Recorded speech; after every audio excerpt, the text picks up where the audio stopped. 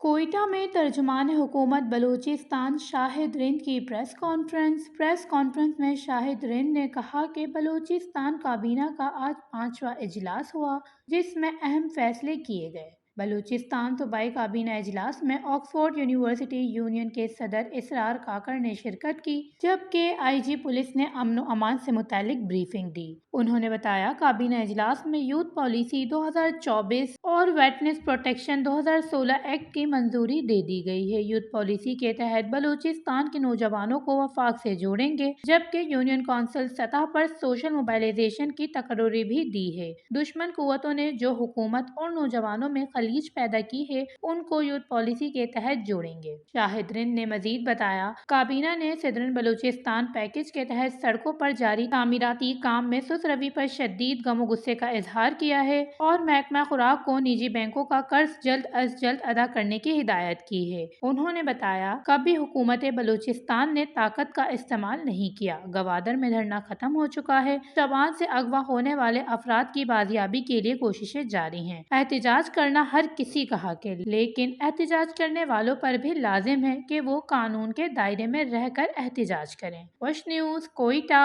Balochistan.